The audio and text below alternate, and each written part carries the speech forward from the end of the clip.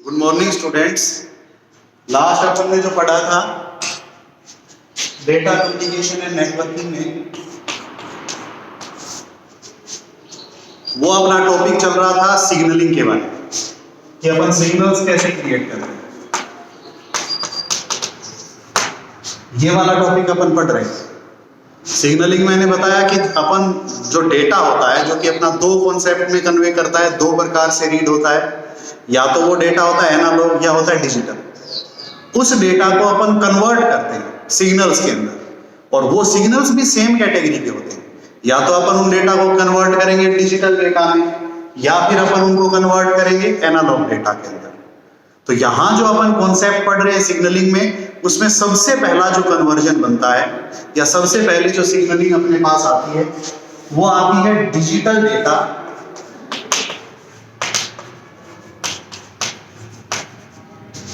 To digital signals.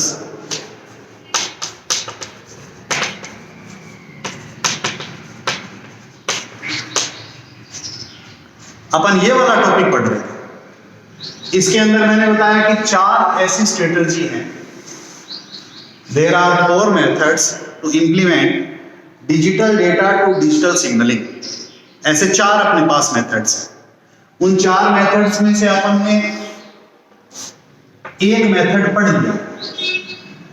पहले method को अपन बोलते हैं यूनिपोलर, ये अपन पढ़ चुके हैं। सेकंड जो मेथड है वो कहलाता है polar, that is most important strategy for digital data to digital signal conversion. ये सबसे इंपॉर्टेंट तरीका है जिसके द्वारा अपन डेटा को, कौन से डेटा को, डिजिटल डेटा को डिजिटल सिग्नल्स के अंदर कन्वर्ट करेंगे। थर्ड जो इसका कॉन्सेप्ट है वो कहलाता है बाइपोलर। ये तीन अपने पास स्ट्रेटजी हैं, ये तीन अपने पास मेथड्स हैं जिनको अपन अप्लाई करते हुए डिजिटल डेटा को डिजिटल सिग्नल्स में कन्वर्ट करते हैं। इनमें से ये वाला अपन कंप्लीट कर चुके हैं, इसके बारे में पढ़ रहे थे। इसके भी आगे अगर अपन लिखे तो फिर से तीन मेथड्स होते हैं। First NRZ technique, non return to zero technique, ये इसका पहला method. Second one is RZ, return to zero method, and last one is बाइफेज।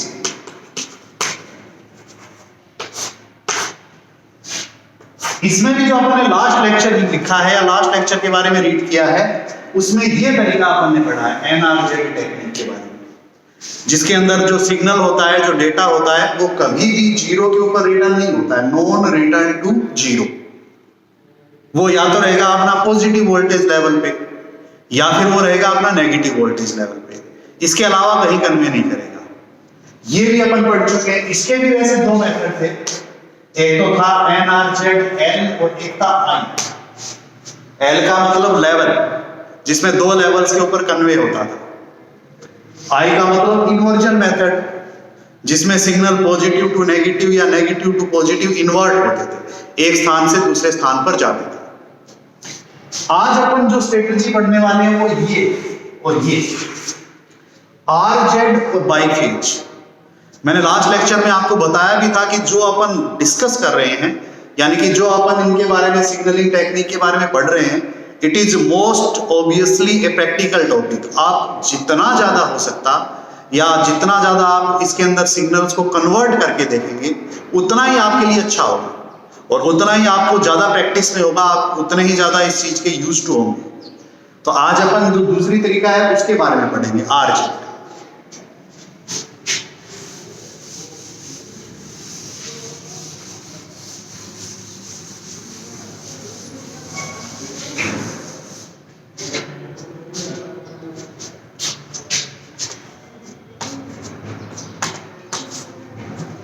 RZ technique, जिसका फुल फॉर्म होता है रिटर्न टू जीरो टेक्निक।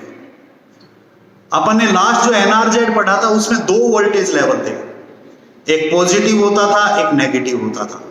अपन वहां क्या काम करते थे, जो अपना 0 बिट होता था उसको हमेशा पॉजिटिव लेवल के ऊपर अप्लाई करते थे, और जो 1 बिट होता था उसको हमेशा अपन नेगेटिव लेवल के ऊपर अप्लाई करते थे।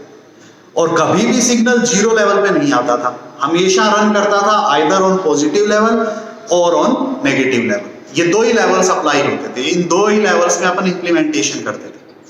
आज अपन इसके अंदर चेंज करेंगे। इस स्ट्रेटजी का मतलब है कि there are 3 voltage level exist in RZ technique. इसमें आपने 3 लेवल्स होंगे, 3 लेवल्स होंगे वोल्टेज के। 3 लेवल्स कौन से होंगे? पॉजिटिव, जो कि ऊपर की तरफ होता है, बीच में होगा जीरो लेवल और नीचे की तरफ होगा नेगेटिव लेवल। ये 3 लेवल्स एग्जिस्ट करेंगे और जो अपना डेटा है वो भी इन 3 लेवल्स के ऊपर ही इंप्लीमेंट होगा, जिगजैग फॉर्मेट में रहेगा, लेकिन इन तीनों ही फॉर्मेशंस को अप्लाई करेगा। अब इन तीनों फॉर्मेशंस को वो कैसे अप्लाई करता है उसके बारे में अपने को समझना है। देखो, एक चीज तो ये बिल्कुल डिफरेंट हो गई कि जो अपन NRZ पढ़ रहे थे उसमें जो डेटा था वो हमेशा दो ही लेवल पे लागू होता था, आइदर ऑन पॉजिटिव लेवल और on negative level. But the slightly difference between NRZ and RZ is there are basically 3 voltage level exist in RZ instead of 2। A zero level or we can say a base level also introduced in RZ technique। RZ technique के अंदर base level का भी introduction होता है। अब इसके अंदर implementation कैसे होता है उसको अपन समझते हैं। उसको समझने के लिए जैसा कि अपन हमेशा लिखते हैं एक हिंट, जो कि अपने को समझने के लिए बहुत आवश्यक है, बहुत जरूरी भी। हिंट लेवल में क्या है, मैं यहां लिख रहा हूं, ये बहुत इंपॉर्टेंट है, जिससे अपने को समझ में आएगा कि किस तरीके से वोल्टेज लेवल कम्युनिकेट करते हैं, कैसे वोल्टेज लेवल एक स्थान से दूसरे स्थान पर जाते हैं, या कौन सी बिट किस लेवल के द्वारा रिप्रेजेंट होते हैं। अपने पास बिट की संख्या 2 ही है हमेशा की तरह, या तो अपनी बिट होगी 0 या फिर अपनी बिट होगी 1, इसके अलावा कुछ नहीं होगा। अगर अपन बात करें NRZ की तो उसमें क्या होता था, 0 जो था वो हमेशा पॉजिटिव लेवल पे था और 1 जो था वो हमेशा नेगेटिव लेवल पे होता था। यहां इसका बिल्कुल ऑपोजिट है, यानी कि 0 जो है वो हमेशा पॉजिटिव लेवल को अप्लाई करेगा और 1 जो है वो हमेशा नेगेटिव लेवल के द्वारा डिस्प्ले होगा। ये इसके अंदर मेन इसका इन्वर्जन पॉइंट है या मेन इसका कंक्लूजन है कि जब भी अपन कोई भी डिजिटल डेटा को डिजिटल सिग्नल में कन्वर्ट करेंगे तो जो 0 बिट होगी वो हमेशा पॉजिटिव लेवल पे डिस्प्ले होगी और 1 जो बिट होगी वो हमेशा नेगेटिव लेवल पे डिस्प्ले होगी। इसके अलावा एक और खासियत है इसके अंदर, वो खासियत ये है कि हमेशा मिडल इंटरवल पर, मिडल इंटरवल का मतलब जो बिट इंटरवल होता है उसके बीच में, बिट इंटरवल के बीच में जो मिडल इंटरवल है उसके अंदर एक तीसरा लेवल, जो मैंने बताया भी था कि RZ जो है वो 2 लेवल्स पे नहीं, तीसरे लेवल पर भी अप्लाई होता है। तो वो तीसरा लेवल इंट्रोड्यूस होता है मिडल पर। जैसे ही अपन मिडल पे चलेंगे, जैसे ही कोई भी सिग्नल अपना मिडल लेवल तक पहुंचेगा, जैसे ही मिडल पर आएगा वो हमेशा किस जगह पर चला जाएगा, इस 0 वाले लेवल पर चला जाएगा। तो इसके लिए 3 नियम है। पहला नियम बिल्कुल सिंपल कि जो 0 बिट है that always exist on positive level, 1 bit always exist on negative level, and most importantly 0 level at each and every for both 0 और 1, मतलब दोनों ही बिट के लिए, चाहे वो 0 हो या 1 हो, जैसे ही मिडल पे अपना इंटरवल आएगा बिट इंटरवल, वो हमेशा 0 लेवल पे डिस्प्ले होगी। अब देखो अपन इसको बताते हैं, मैं इसका एक एग्जांपल लेता हूं, अपन कोई भी एग्जांपल ले लेते हैं, 1 0 1 1 0 0 1, ये ले लिया सपोज अपन, सपोज कर रहे हैं। तो इसके लिए अपन जानते हैं अपने को बनाना पड़ेगा एक पूरा आर्किटेक्चर इस तरीके से, जिसमें अपन 3 लेवल बनाएंगे। ये अपना हो गया 0 लेवल, सपोज ये अपना हो गया पॉजिटिव लेवल, और ये नीचे वाला हो गया सपोज अपना नेगेटिव लेवल।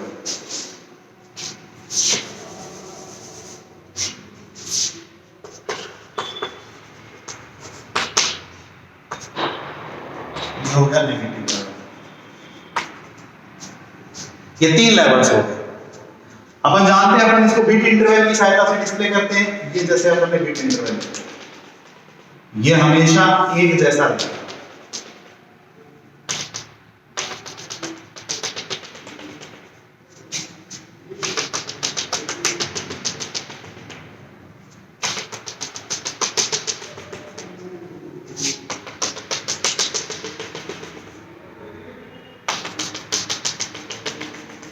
ये अपन ने ले,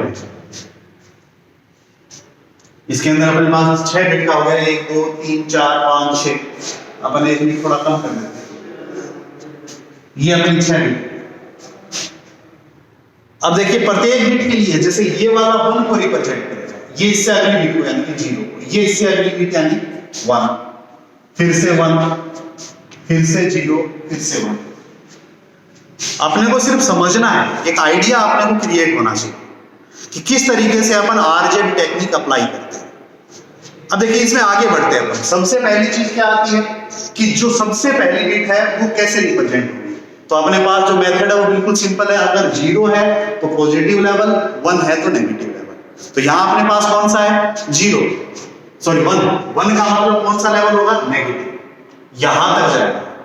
एक चीज इसके अंदर जो सबसे इंपॉर्टेंट है वो ये है कि जैसे ही मिडल पे पहुंचेगा कोई भी, चाहे वो 0 बिट हो चाहे वो 1 बिट, वो हमेशा 0 लेवल पे आ जाएगा। 0 लेवल का मतलब ये वाला, यहां पर अपना बिट पहुंच गया इसे, और ये आधे टाइम 0 लेवल पे है। यहां अगली बिट 0 है, 0 हमने को किस पे स्टेबल करनी है पॉजिटिव के ऊपर, तो फिर से ये यहां गया और आधे टाइम तक ये पॉजिटिव लेवल पे रहा और फिर वापस 0 लेवल पे आ गया, यानी कि यहां इस तरीके से हर एक बिट के लिए, चाहे वो 0 हो चाहे वो 1 हो, मिडल के अंदर हमेशा बेस यानी कि 0 पे चले जाए। अगली बिट फिर से 1 है, 1 का मतलब नेगेटिव लेवल, आधे टाइम तक यहां रहा, फिर ये वापस 0 पे आ गया, फिर यहां तक रहा, फिर से 1 है, फिर से इसी लेवल पे रहेगा नेगेटिव लेवल के ऊपर, आधे टाइम तक नेगेटिव लेवल पे रहा, फिर से 0 लेवल पे आ गया, फिर आगे बढ़ गया। नेक्स्ट 0 है, 0 चूंकि अपन पॉजिटिव लेवल से डिस्प्ले करते हैं तो पॉजिटिव लेवल पे गया, आधे टाइम पॉजिटिव लेवल पे रहा सिग्नल, यहां पर इस तरीके से आगे बढ़ना। नेक्स्ट नेगेटिव लेवल यहां पहुंचा, इस तरीके से हाफ टाइम तक नेगेटिव लेवल पे रहा और फिर वापस से करता हुआ आगे बढ़ा। तो ये अपना स्ट्रक्चर होता है जो अपन ने सिंपली डिफाइन किया है इन रूल्स की सहायता से कि 0 पॉजिटिव लेवल और 1 नेगेटिव लेवल की सहायता से। देखिए पिछली बार अपने पास जो दिक्कत थी वो 2 थी। एनआरजेड में अपन ने एक दिक्कत तो सॉल्व कर ली कि अपने पास या तो एवरेज था पोलर के अंदर कि हमेशा एक ही लेवल होता था पॉजिटिव, तो पॉजिटिव वोल्टेज अपनी होने के कारण रेजिस्टेंस बढ़ता था, प्रतिरोध बढ़ता था, उस चीज को अपन दूर कर चुके हैं। दूसरी चीज अपने पास थी वो थी सिंक्रोनाइजेशन प्रॉब्लम, जो कि बहुत इंपॉर्टेंट है और सबसे ज्यादा डील होती है। उसको डील करने के लिए अपन ने यूज किया था NRZL और I अपना 1 के लिए इसको दूर करता था, लेकिन 0 के लिए कॉन्टिन्यूअसली अगर 5 0 हो तो सेम लेवल पे स्टेबल रहेगा, सिंक्रोनाइज नहीं होगा। यहां हमेशा सिंक्रोनाइज होगा। क्यों? चाहे पॉजिटिव लेवल पे अपना डिस्प्ले हो रहा हो तो भी मिडल में आ जा रहा है, नेगेटिव लेवल पे हो रहा हो तो भी मिडल में आ जा रहा है। इसका मतलब क्लॉक हमेशा 0 लेवल पे मिड में आती है, तो टाइमिंग जो है वो हमेशा रीसेट हो जाती है। इसकी वजह से कॉन्टिन्यूअसली 0 आए चाहे 1 आए, अपनी सिंक्रोनाइजेशन प्रॉब्लम नहीं रहेगी। लेकिन इसका ड्रॉबैक क्या है? इसका ड्रॉबैक बहुत इंपॉर्टेंट है, और वो क्या है? इसमें अपन 3 वोल्टेज लेवल यूज कर रहे हैं। ये एकमात्र ऐसी टेक्निक है जिसमें अपन 3 वोल्टेज लेवल यूज करते हैं, 0 भी, पॉजिटिव भी और नेगेटिव भी। जब अपन 3 वोल्टेज लेवल को कम्युनिकेट करेंगे या 3 वोल्टेज लेवल यूज करेंगे तो इसका मतलब अपने पास जो सबसे बड़ा ड्रॉबैक होगा वो क्या होगा कि अपन उस टेक्निक के लिए जो कॉस्ट है वो हमेशा बढ़ जाएगी, और कॉस्ट बढ़ते ही सबसे बड़ा ड्रॉबैक क्या होता है? अपना जो नेटवर्क है, एस्टैब्लिशमेंट है, उसका कॉस्ट बढ़ जाता है। तो ये दोनों चीजें एक साथ इंप्लीमेंट हो जाती हैं। यहां अपन ने प्रॉब्लम सारी दूर कर दी, मतलब अपने पास नया अब सिंक्रोनाइजेशन है, नया अपने पास कोई भी किसी भी प्रकार का दूसरा कोई ऐसी इंफॉर्मेशन है, दूसरा कोई ऐसा इंपेयरमेंट है, बट कॉस्ट बहुत ज्यादा बढ़ जाती है, कॉस्ट बहुत ज्यादा रीच्ड हो जाती है। तो इस वजह से अपन इस सिंक्रोनाइजेशन प्रॉब्लम को तो दूर कर देते हैं, लेकिन कोस्ट अपीयरेंस को कम नहीं कर पाते। उसके लिए अपने पास जो टेक्निक है उनको अपन बोलते हैं बाइफेज टेक्निक। इसके बाद जो आती है वो अपनी आती है बाइफेज टेक्निक।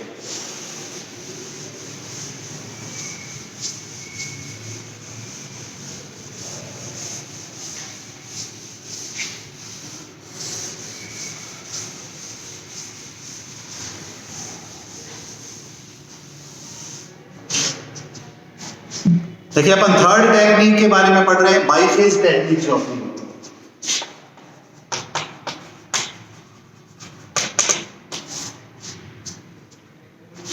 अपन ने दो टेक्निक पढ़ी, एनआरजेड, आरजेड, अब तीसरी पढ़ रहे हैं अपन बाइफेज। ये अपनी किस कैटेगरी में आती है? देखिए ये टॉपिक अपना चल रहा है सिग्नलिंग। सिग्नलिंग के अंदर भी अपन क्या पढ़ रहे हैं स्पेसिफिकली?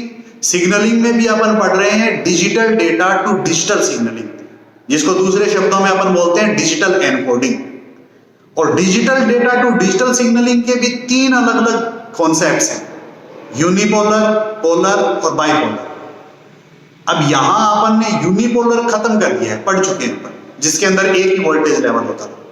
दूसरा जो है अपना पोलर, उसके बारे में अपन पढ़ रहे हैं। पोलर के अंदर अपने पास तीन तरीके हैं, एनआरजेड, आरजेड और बाइफेज। तो इनमें से दो तरीके अपन खत्म कर चुके हैं। लास्ट टेक्निक है अपनी बाइफेज। बाइफेज क्या होता है? जैसा कि इसके नाम से स्पष्ट है, बाई, अपन इसके अंदर फेज जो लेवल है, इसके अंदर भी जो अपन इंट्रोड्यूस करेंगे वो दो ही प्रकार के वोल्टेज लेवल होंगे। We can use two voltage levels in biphase technique. सिर्फ दो ही प्रकार के अपन वोल्टेज लेवल को अप्लाई करेंगे, और वो दो वोल्टेज लेवल कौन से होंगे? देखिए biphase technique is most efficient technique for digital data to digital conversion, digital signalling conversion. ये सबसे एफिशिएंट टेक्निक है, सबसे प्रभावी टेक्निक है। प्रभावी क्यों है? क्योंकि अपने पास दो प्रॉब्लम, एक को अपन बोलते हैं डीसी कंपोनेंट प्रॉब्लम, और दूसरी अपने कहलाती है सिंक्रोनाइजेशन।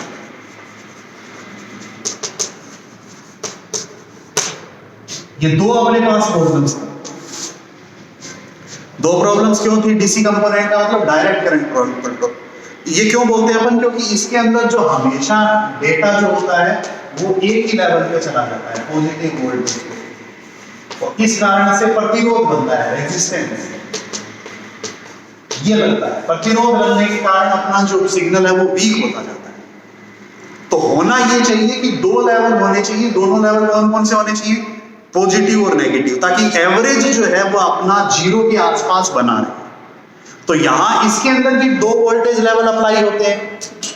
कौन कौन से दो वोल्टेज लेवल अप्लाई करते हैं अपन? पॉजिटिव और नेगेटिव, ये। तो इसकी वजह से पहली प्रॉब्लम यही दूर हो गई डीसी कंपोनेंट, कि इसका जो एवरेज बनेगा, एवरेज जो इसका सिग्नल बनेगा वो हमेशा किस प्रकार से बनेगा? या तो वो बनेगा पॉजिटिव की तरफ से नेगेटिव, या नेगेटिव की तरफ से पॉजिटिव, यानी कि ओवरऑल जीरो के अराउंड रहेगा। इस वजह से उसका प्रतिरोध नहीं बनेगा। प्रतिरोध नहीं बनेगा तो जो सिग्नल है वो ज्यादा दूरी तक कम्युनिकेट करेगा विदाउट रेजिस्टेंस, बिना प्रतिरोध के। दूसरी प्रॉब्लम होती है सिंक्रोनाइजेशन। ये सिंक्रोनाइजेशन प्रॉब्लम कैसे एग्जिस्ट करती है? ये जब एग्जिस्ट करती है जब अपने पास लगातार जीरो आ जाए ऐसे, या फिर लगातार वन आ जाए, तो अपना जो सिग्नल है वो या तो लगातार पॉजिटिव पे रहे इस तरीके से, ये जैसे जीरो हो गया, ये जैसे नेगेटिव हो गया, ये जैसे पॉजिटिव हो गया, या तो लगातार यहां रहे या लगातार यहां रहे। तो बिट इंटरवल में कंफ्यूजन हो जाता है, अपनी क्लॉक सेट नहीं हो पाती है। तो इस प्रॉब्लम को भी बाइफेज के अंदर दूर किया जाता है, और उसको दूर करने के लिए दो मेथड्स अप्लाई होते हैं। उन दोनों मेथड्स के नाम है मैनचेस्टर और डिफरेंशियल मैनचेस्टर।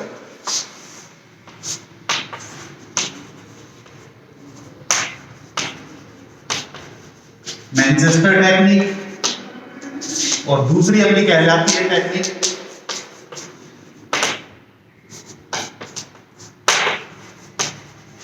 Differential Manchester. इन दोनों के बारे में अपने को समझना है। ये दोनों अपन नेक्स्ट लेक्चर के अंदर समझेंगे। तब तक अपन जितने भी अब तक एग्जाम्पल किए हैं उन सबको डिटेल से पढ़िए और बार बार अपने एग्जाम्पल क्रिएट करते हुए पढ़िए। Thank you.